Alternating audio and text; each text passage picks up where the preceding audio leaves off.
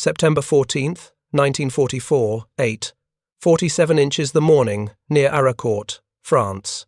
Sergeant Lafayette Pool sat in the commander's position of his M4A1 Sherman, scanning the tree line through his periscope. His tank, nicknamed In the Mood after the Glenn Miller song, idled at the edge of a wheat field that stretched toward the German positions. Behind him, the rest of Easy Company, 32nd Armoured Regiment, 3rd Armoured Division, waited for the order to advance. The morning fog was lifting, revealing the rolling hills of Lorraine. Somewhere ahead, German Panther tanks were dug in, their long 75mm guns waiting. Pool's crew had been fighting since Normandy. They knew what happened when Shermans met Panthers. The German tanks could kill them at ranges exceeding 2,000 yards, while Sherman's 75mm guns often bounced harmlessly off Panther frontal armor, even at close range. It was a death sentence wrapped in steel. American tank crews had watched friends burn alive in their Shermans for 3 months. They called their tanks Ronsons, after the cigarette lighter, because they lit up so fast when hit. The dark humor masked genuine terror. But something had changed in Pool's tank 2 weeks earlier. His Sherman now mounted a new gun, a 76mm M4A1 cannon that replaced the old 75. The barrel was noticeably longer, the breech mechanism more complex. Army ordnance officers had arrived at his unit in late August with the upgraded Shermans and a simple message. These can fight Panthers. Pool's gunner, Corporal Wilbert Richards, had spent hours familiarizing himself with the new weapon system. The armor-piercing rounds were heavier, faster, more powerful. On paper, they could penetrate Panther side armor at combat ranges. Whether that translated to battlefield reality remained to be seen. If you're enjoying this deep dive into the story, hit the subscribe button and let us know in the comments from where in the world you are watching from today. The radio crackled. 3rd Armoured Division was pushing toward the German border. General Maurice Rose, commanding Combat Command A, had ordered an aggressive advance. Intelligence reported German armor concentrations ahead, probably Panthers from the 5th Panzer Army. The American crews understood the mission. Break through German lines, reach the Siegfried Line, end the war by Christmas. Simple on paper, terrifying in practice. What none of them fully grasped yet was that the weapon system they carried represented a fundamental shift in American armored warfare capability. For the first time since North Africa, American tank crews would enter combat with guns that could realistically engage German heavy armor. The technological gap that had cost thousands of American lives was finally closing. The psychological impact would prove as important as the ballistic improvement. The journey toward that moment had begun 18 months. Earlier, 3,000 miles away, in offices and proving grounds where engineers and officers argued about how to keep American soldiers alive. The Sherman's 75mm gun had seemed adequate when the tank entered production in early 1942. It could penetrate most German armor then in service. But tank warfare evolved rapidly. By late 1942, American crews in North Africa were encountering German Panthers and Tigers with frontal armor. The 75mm couldn't penetrate at any reasonable combat range. The problem was physics. The 75mm M3 gun fired a 15-pound armor-piercing round at 2,030 feet per second. At 500 yards, it could penetrate about 3 inches of flat armor. That was adequate against Panzer IIIs and early Panzer IVs, but Panther frontal armor measured 3.1 inches thick at a 55-degree angle, giving effective thickness exceeding 5 inches. The math was simple and brutal. Sherman guns couldn't reliably penetrate Panther frontal armor.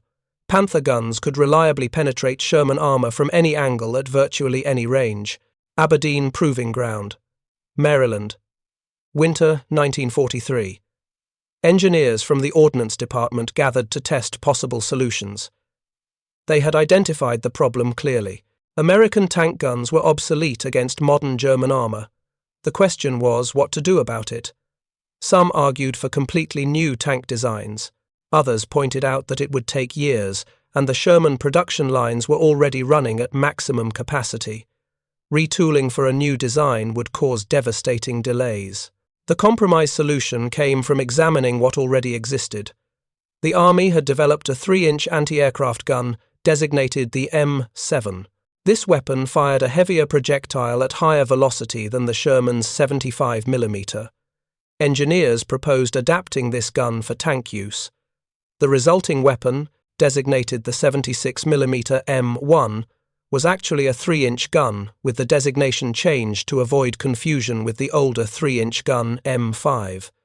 Bureaucratic sleight of hand, but effective. The new gun fired a 15.4-pound armor-piercing round at 2,600 feet per second. At 500 yards, it could penetrate 3.9 inches of flat armor. At 1,000 yards, 3.3 inches. Those numbers meant the 76mm could penetrate Panther side armor, which measured only 1.7 inches at virtually any combat range. It could also penetrate Panther frontal armor at closer ranges if the angle was favorable. For the first time, Sherman crews would have a weapon that could realistically kill Panthers. But getting the gun into production tanks proved more complicated than anyone anticipated. The first challenge was mechanical. The 76mm was significantly longer and heavier than the 75. Simply bolting it into existing Sherman turrets wouldn't work. Engineers had to redesign the turret, adding a larger turret ring, modified recoil system, and new ammunition storage. The modified Sherman, designated M4A1 entered production in January 1944. The second challenge was institutional resistance. Many senior officers opposed the change. General Leslie McNair, commanding Army Ground Forces, argued that Shermans should support infantry while specialized tank destroyers handled enemy armor. He saw no need for Shermans to fight other tanks directly. General Jacob Devers, commanding Army Ground Forces after McNair's death in July 1944, proved more receptive, but precious months had been lost. The third challenge was production logistics. Chrysler's Detroit Tank Arsenal and Fisher Tank Arsenal in Grand Blanc, Michigan, had to modify their assembly lines to accommodate the new turret design. This took time and temporarily reduced overall Sherman production. By June 1944, when the Normandy invasion began, fewer than 376mm Shermans had been completed. Most American tank battalions went ashore with the old 75mm guns. The result was predictable slaughter. In the hedgerows of Normandy, German Panthers positioned in defensive ambushes destroyed Sherman after Sherman. American tank crews tried everything. They attacked in groups, hoping to swarm German tanks with numbers. They called for air support and artillery. They tried flanking maneuvers through the dense hedgerows. None of it solved the fundamental problem. When a Sherman encountered a Panther, the Sherman usually died unless it could hit the German tank from the side or rear at close range. Casualty rates told the grim story. The 2nd Armored Division lost 94 Shermans in July 1944 alone. The 3rd Armored Division lost 142 tanks in the same period. The 4th Armored Division lost 78. Replacement tanks and crews arrived continuously from the States, only to be destroyed within days or weeks. American tank crews developed a fatalistic gallows humor. They knew their chances of surviving the war were poor. They fought anyway because there was no alternative. Then, in late August 1944, the first significant numbers of 76mm Shermans began reaching frontline units in France. The 3rd Armored Division received approximately 60 of the upgraded tanks, distributed across its 3 tank battalions. Pool's crew in Easy Company, 32nd Armored Regiment, got one of the first. The psychological impact was immediate. Crews no longer felt completely outgunned. They had a weapon that could fight back. But having the gun and knowing how to use it effectively were different things. American tank doctrine had evolved around the 75mm Sherman's limitations. Crews were trained to avoid tank versus tank combat when possible, to use terrain for protection, to rely on superior numbers and combined arms tactics. The 76mm Sherman changed the calculus. Now crews could engage German armor more aggressively. The question was whether they would adapt their tactics before too many died learning the new weapons' capabilities. The answer emerged in the rolling countryside of eastern France during September 1944. As American armored divisions pushed toward the German border, they encountered increasingly desperate German counterattacks. Hitler had ordered the 5th Panzer Army to stop the Allied advance at any cost. The resulting battles around Arracourt and Nancy would provide the first large-scale test of the 76mm Sherman against Panthers in offensive combat. Pool's crew represented the new American armored force. Pool himself was from Odem, Texas, a small town where he'd worked as a ranch hand before the war. His gunner, Richards, came from Pennsylvania mining country. The loader, Private Bert Close, was a farm boy from Iowa. The driver, Technician 5th grade Delbert Davis, had been a mechanic in civilian life. The assistant driver and bow gunner, Private William Gallagher, was barely 20 years old.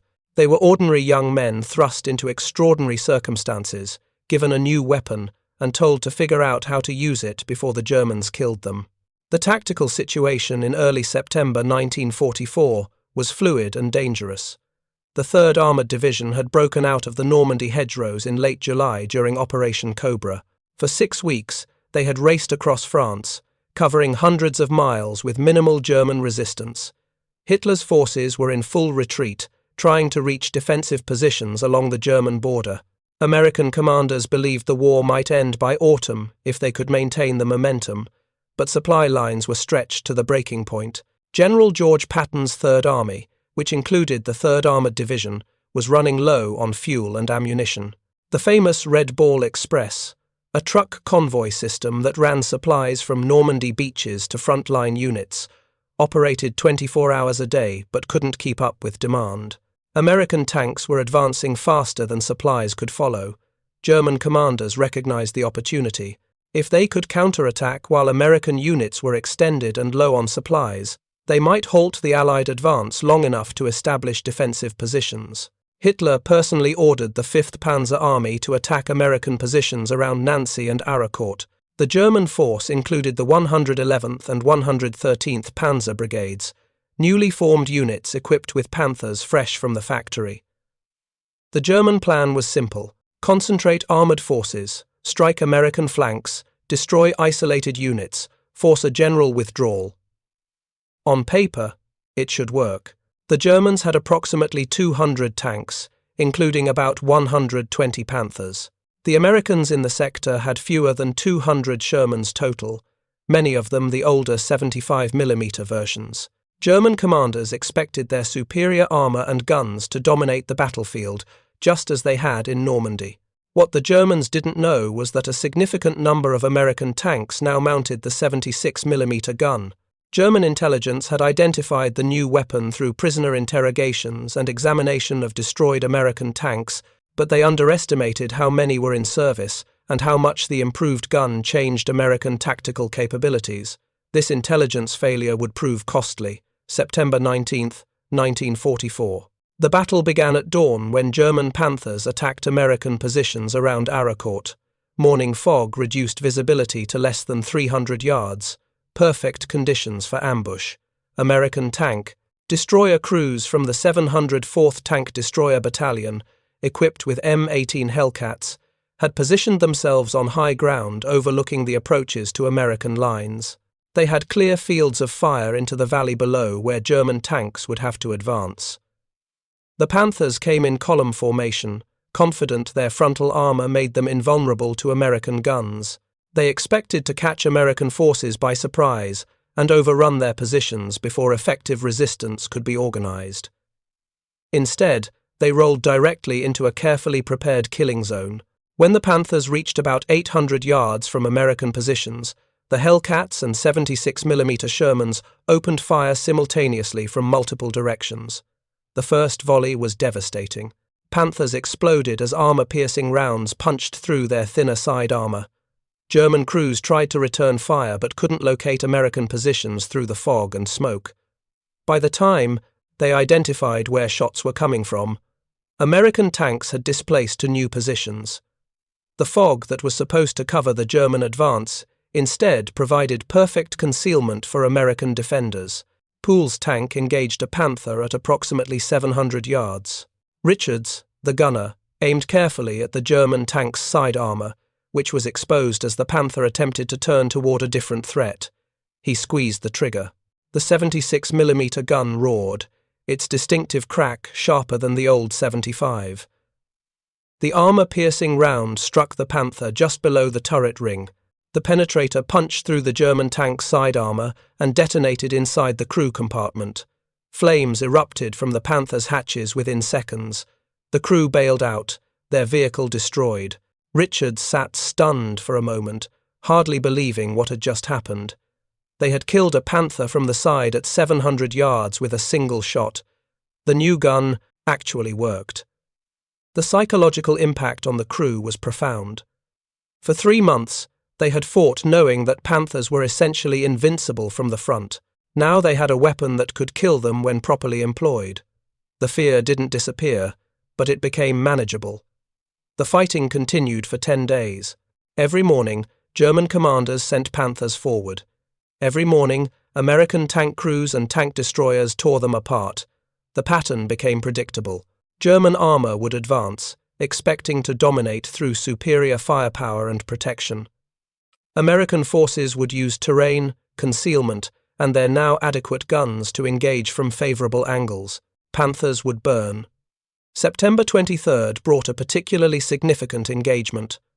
Pool's tank encountered 3 Panthers positioned along a tree line near the village of Domprick. The German tanks were hull down, showing only their turrets, a defensive position that maximized their armor protection. A frontal attack would be suicide. Pool ordered his driver to maneuver right, using a small rise in the ground to screen their movement. They circled wide, approaching the Panthers from their 7 o'clock position where the thin rear armor was vulnerable. Richards tracked the nearest Panther through his gun sight as they closed to 600 yards. He aimed at the engine compartment, where armor was thinnest. The 76mm gun fired. The round penetrated the Panther's rear armor and ignited the fuel tanks.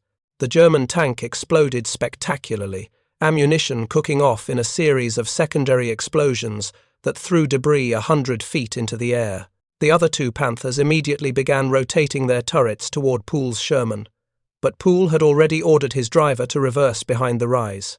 The German return fire passed overhead, harmlessly impacting the ground 300 yards behind them. Pool's tank circled further right, now approaching from the 8 o'clock position.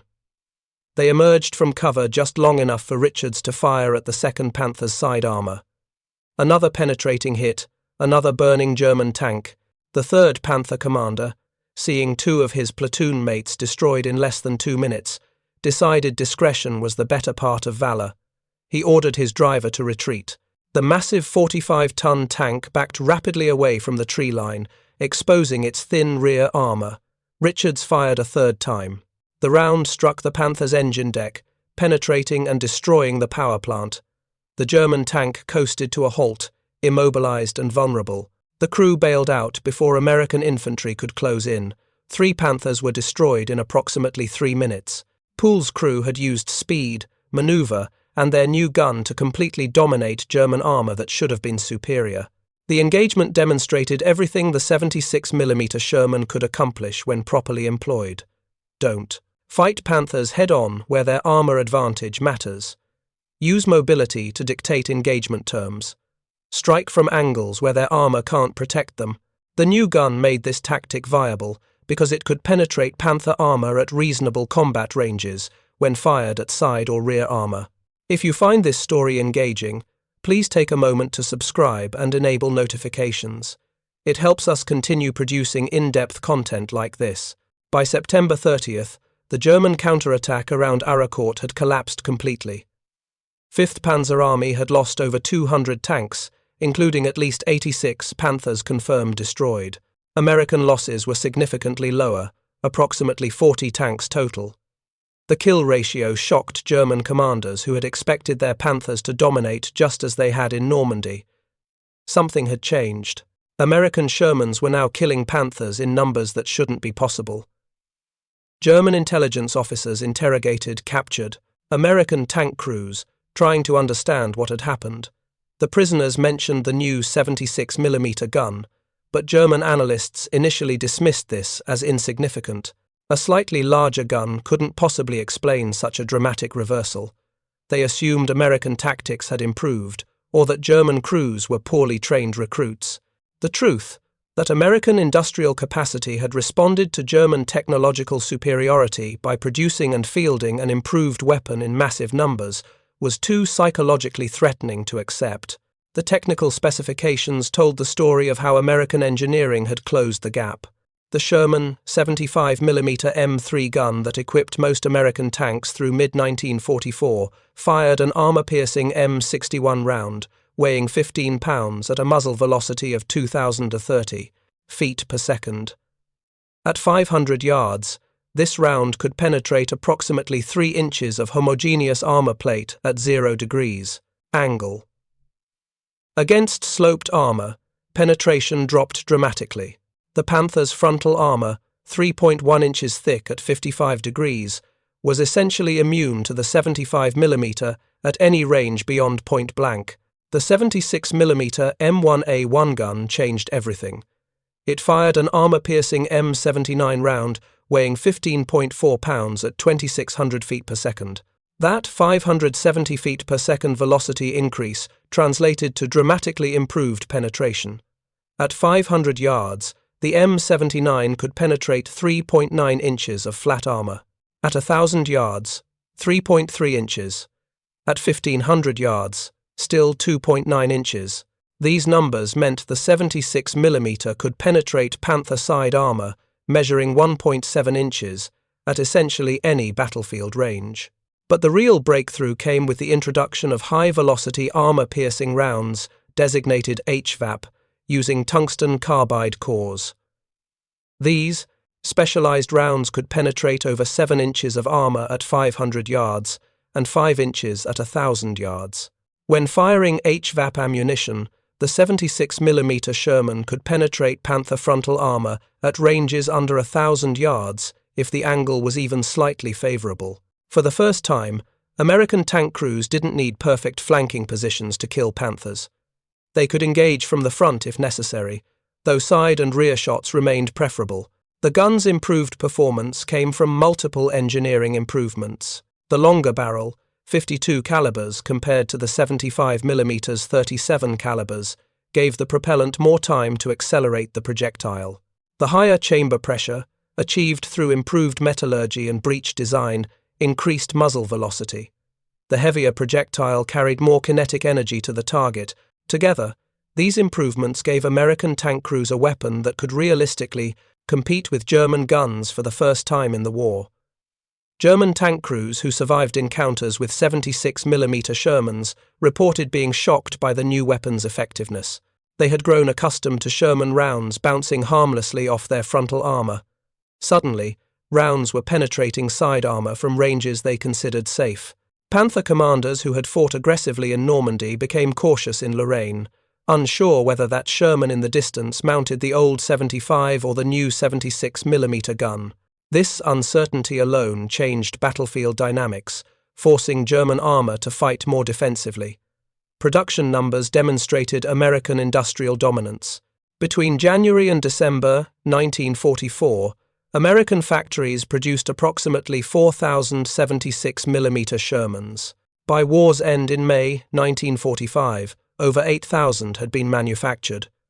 The production rate accelerated throughout late 1944 and early 1945 as factories optimized their assembly processes. Chrysler's Detroit tank arsenal was completing 30 76mm Shermans per day by March 1945. Compare this to German Panther production. From January through December 1944, Germany produced approximately 3,800 Panthers. Peak production of 256 occurred in July 1944, but production dropped dramatically in the final months of the war as Allied bombing destroyed factories and raw material shortages became critical. By March 1945, Panther production had fallen below 100 per month. By April, it effectively ceased. The reliability gap proved equally decisive. American maintenance records from the 3rd Armored Division show 76mm Shermans maintained operational readiness rates above 85% throughout late 1944 and early 1945.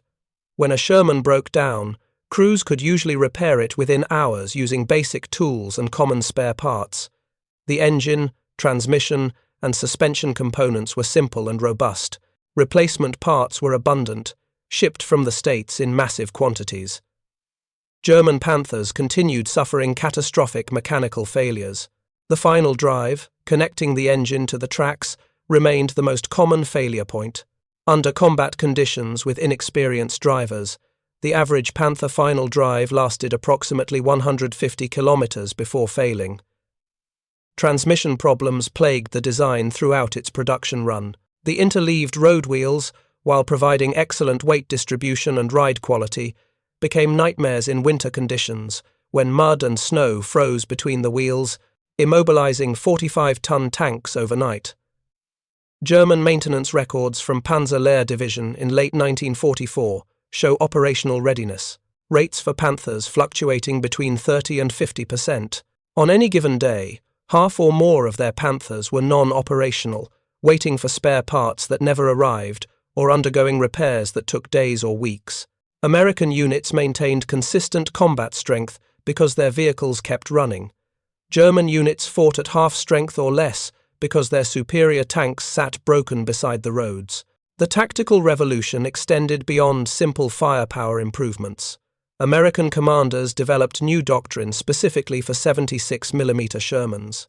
Tank platoons mixed 75 and 76mm tanks, using the older guns for infantry support and soft targets, while reserving the 76s for anti-armor work. This preserved the precious HVAP ammunition for situations where it was truly needed. Platoon tactics emphasized the buddy system. Two 76mm Shermans would work together, one providing overwatch while the other maneuvered. If they encountered Panthers, the stationary tank would engage first, drawing German attention.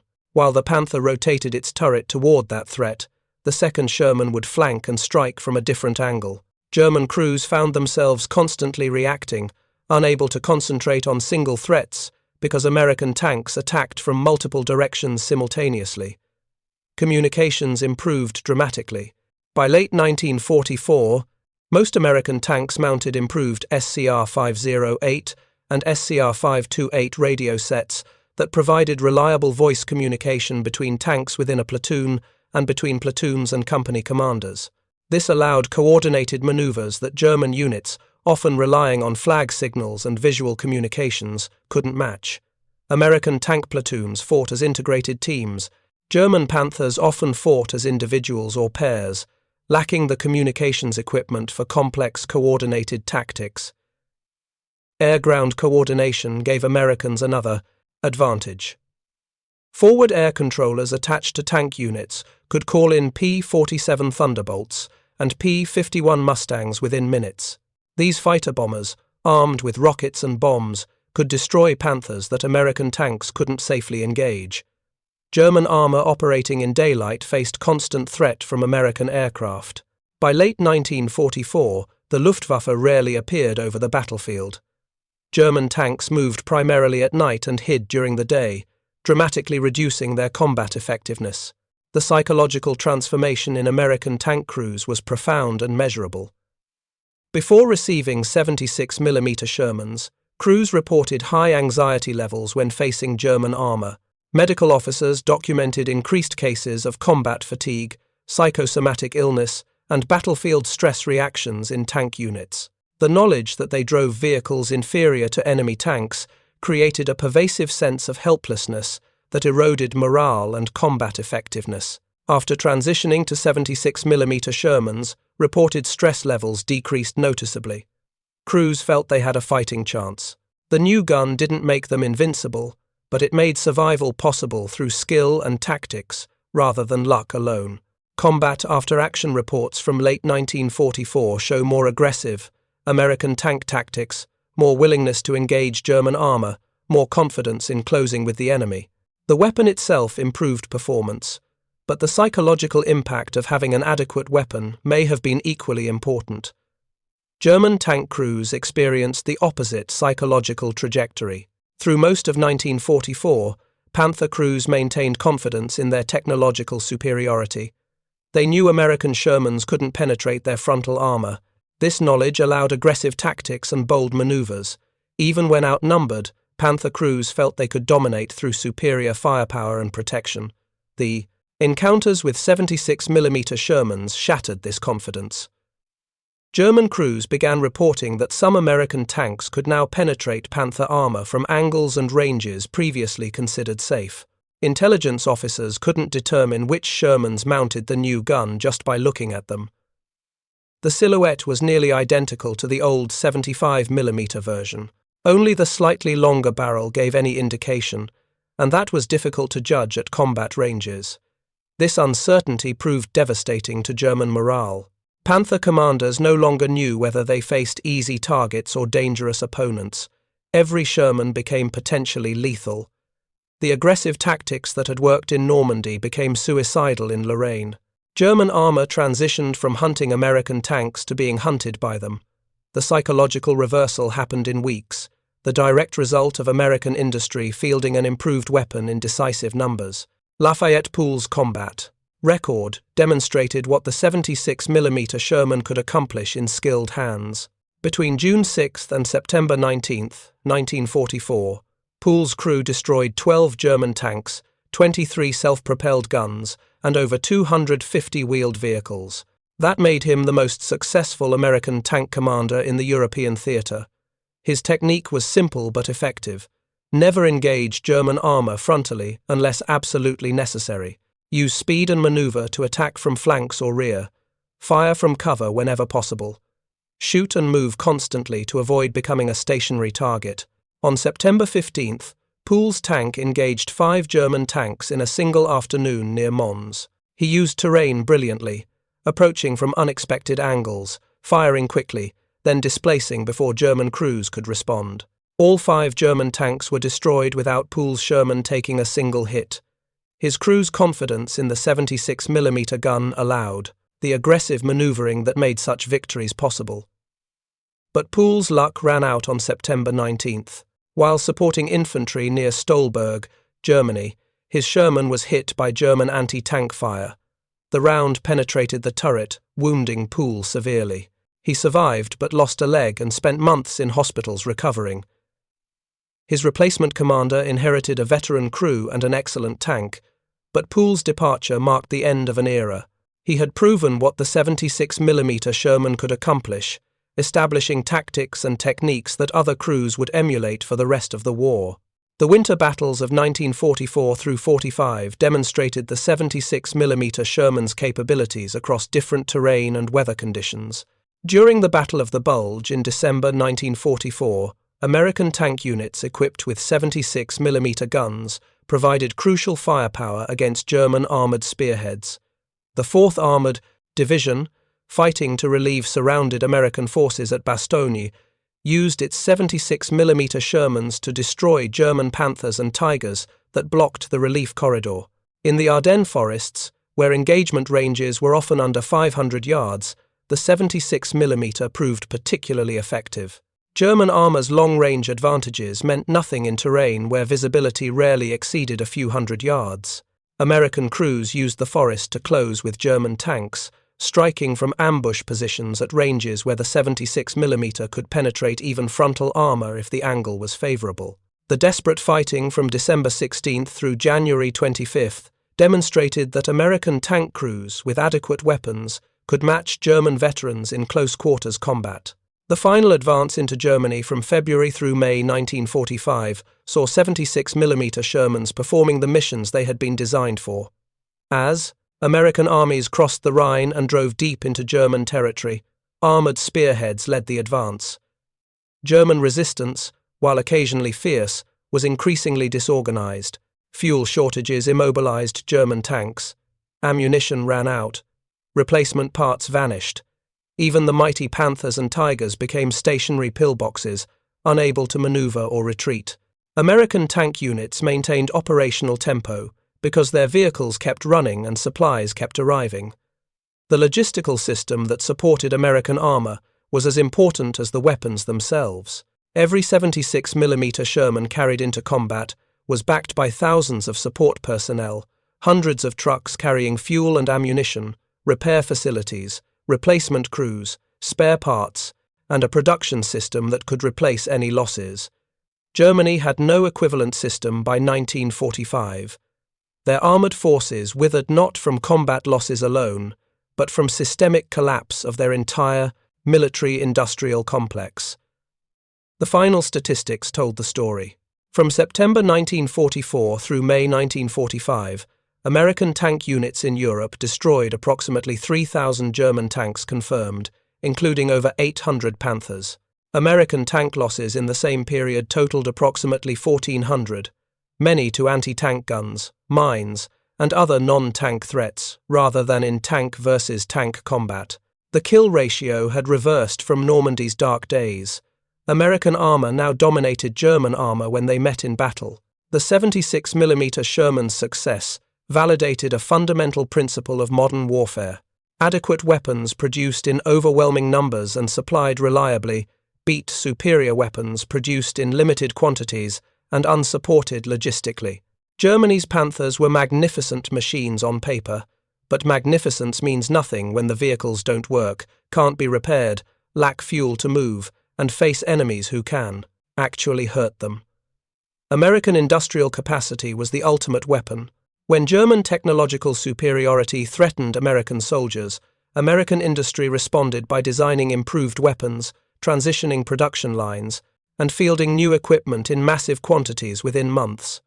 The 76mm Sherman program from concept to combat deployment took less than 2 years.